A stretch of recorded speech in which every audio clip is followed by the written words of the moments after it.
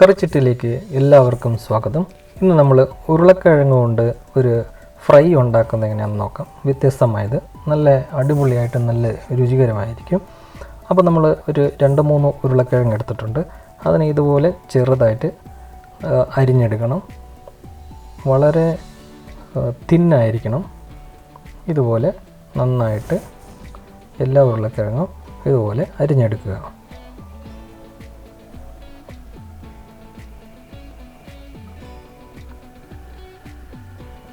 കണ്ടില്ലേ, ഇതുപോലെ നന്നായിട്ട് എല്ലാ ഉരുളക്കിഴങ്ങിനും അരിഞ്ഞെടുത്തിട്ട് ഒരു ബൗളിൽ വെള്ളം വെച്ചിട്ട് അതിനകത്തേക്ക് ഇടുക.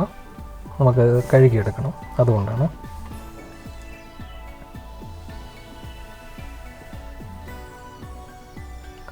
ഇതുപോലെ എല്ലാം അരിഞ്ഞ് റെഡിയാക്കിയിട്ടുണ്ട്. ഇതൊരു ബൗളിലിട്ട് വെള്ളത്തിൽ നന്നായിട്ടൊന്ന് കഴുകിയെടുക്കണം. വളരെ തിന്നായിട്ടാണ് ചെയ്തിട്ടുള്ളത്. ഇതിന് നന്നായിട്ടൊന്ന് കഴുകിയെടുക്കാം.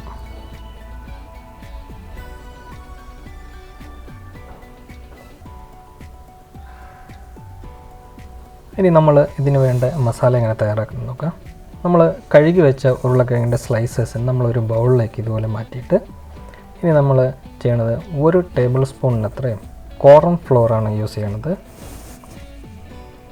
പിന്നെ അതിനോടൊപ്പം കുറച്ച് മല്ലിച്ചപ്പ്, ചെറുതായിട്ട് അരിഞ്ഞ് മല്ലിച്ചപ്പ്, അതുപോലെ തന്നെ 1 സ്പൂണ് മുളക് പൊടി, അങ്ങനെ ഒരു 1/2 സ്പൂൺ മഞ്ഞൾപ്പൊടി, അതുപോലെ തന്നെ വെളുത്ത എള്ളാണിത്.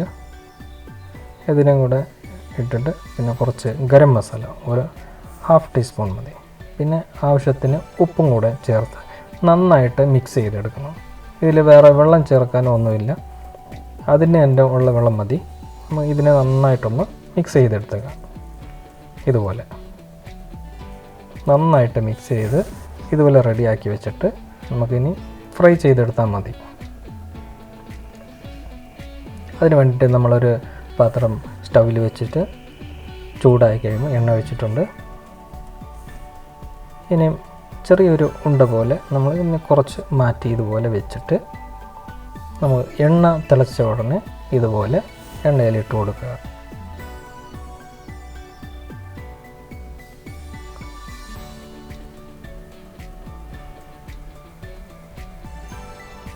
ഇതുപോലെ 2 വശവും നന്നായിട്ട് ഫ്രൈ ചെയ്തെടുത്താൽ മതി.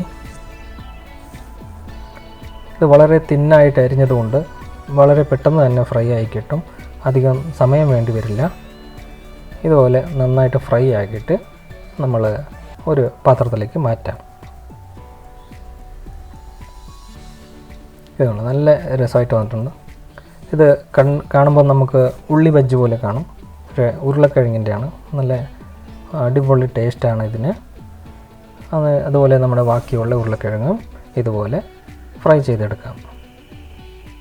അത് കഴിഞ്ഞിട്ട് നമുക്കൊരു സർവിങ് പ്ലേറ്റിലേക്ക് ഇതുപോലെ മാറ്റി നമുക്ക് ഇതിൻ്റെ കൂടെ ടൊമാറ്റോ കെച്ചപ്പ് ഇതുപോലെ സോസ് യൂസ് ചെയ്ത് കഴിക്കാം. വളരെ നല്ലതായിരിക്കും. ഇത് ചായക്കും കോഫിക്കൊക്കെ വളരെ നല്ലതാണ്.